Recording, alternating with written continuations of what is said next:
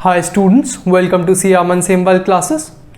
Guys, हर business को function करने के लिए पैसे की ज़रूरत होती है and with every business there are only two options जिसके थ्रू वो पैसे रेज कर सकता है। One of the ways is कि आप पैसे बोरो कर लीजिए। This money can be borrowed from banks, NBFCs, या आप डिबेंचर्स इशू कर सकते हैं, बॉन्ड्स इशू कर सकते हैं। तो ये तो एक तरीका हो गया पैसे रेज करने का। और another way is to issue shares and उसके अगेंस्ट आप पैसा रेज कर सकते हैं, right? And it is the second method only that we'll be discussing today. So चलो, let's get started. Okay, जब हम बात करते हैं अपने शेयर कैपिटल की, तो जो first question that should be coming to our mind is कि शेयर कैपिटल होती क्या है और शेयर्स भी क्या होते हैं, राइट?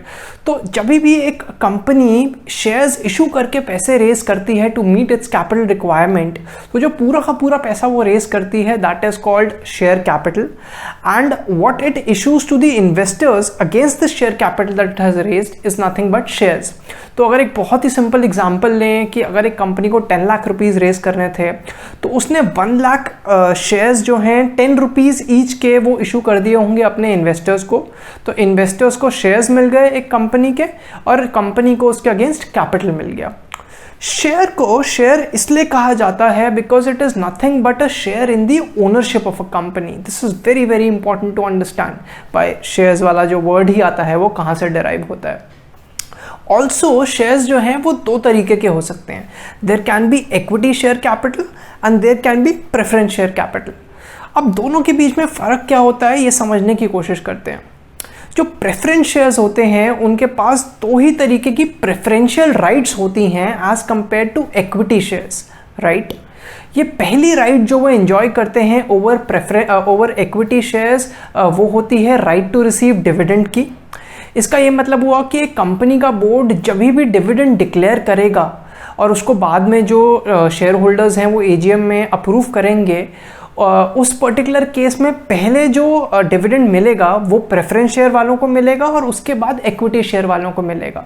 तो ये तो पहली प्रेफरेंशियल राइट वो एंजॉय करते हैं। दूसरी प्रेफरेंशियल राइट जो वो एंजॉय करते हैं वो होती है कि जब भी एक कंपनी का अगर लिक्विडेशन हो जाता है तो किसको उसका कैपिटल जो उसने कंपनी को दे रखा था वो पहले मिलेगा, वो हमेशा प्रेफरेंस को पहले मिलेगा। This is their second preferential right that they enjoy over equity share holders, right? But अगर मैं आपको ऑनेस्टली बोलूं तो प्रैक्टिकल वर्ल्ड में आपको ज़्यादातर जो है वो इक्विटी शेयर्स देखने को मिलेंगे। प्रेफरेंस शेयर्स का इतना ज़्यादा एप्लीकेशन नहीं होता है amongst the two categories if I have to say, right? अब जब हम शेयर कैपिटल की बात कर रहे हैं तो वो फर्दर 3 तरीके की होती है।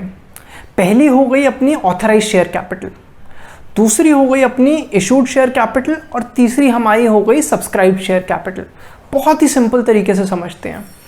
एक कंपनी मैक्सिमम कितना पैसा रेज कर सकती है which is further being defined by its memorandum of association, जिसको कंपनी का चार्टर भी कहा जाता है, is known as authorise share capital. तो ये मेजॉरिटी पैसा है, मैक्सिमम पैसा है जितना एक कंपनी रेज कर सकती है। इस पूरी की पूरी लिमिट में से कंपनी कितना यूटिलाइज करती है, कितना इशू करना चाहती है, is nothing but issued share capital. तो अगर अगेन एक एग्जांपल से समझना चाहें तो फॉर एग्जांपल एक कंपनी का MOA कहता है कि आप मैक्सिमम जो है 10 लाख रुपीस रेज कर सकते हैं, that would be your authorise share capital. इतना मैक्सिमम आप ऑथराइज हैं रेज करने के लिए, और इसमें से अगर कंपनी सिर्फ इशू करना चाहती है 8 लाख तक का तो that would become it's issued share capital. अब जब कंपनी 8 लाख इशू करना चाहती है तो वो ऑफर निकालेगी कि इन्वेस्टर्स उसके शेयर्स को सब्सक्राइब करें ताकि वो 8 लाख रुपीस रेज कर पाए। लेकिन जितना पैसा जो है आपके इन्वेस्टर्स सब्सक्राइब करते हैं out of those 8 lakh, for example 8 lakh की शेयर कैपिटल रेज करनी थी जिसके आई वुड से 80,000 शेयर्स थे 10 रुपीज़ पर शेयर के हिसाब से। तो उन 80,000 शेयर्स के कोटा में से फॉर एग्जांपल जो सब्सक्राइब किया गया by the investors was only 70,000 shares of 10 each. तो सिर्फ 7 लाख रुपए कंपनी रेज कर पाई through subscription. That would be your subscribe share capital out of the issued share capital, right? तो ये तीनों के तीनों आई वुड से हमारे कैपिटल हैं जिसको मैंने सिंप्लीफाइड तरीके से समझाया। That's it from me as far as this video is concern. Thank you so much for watching. Until next time, bye bye.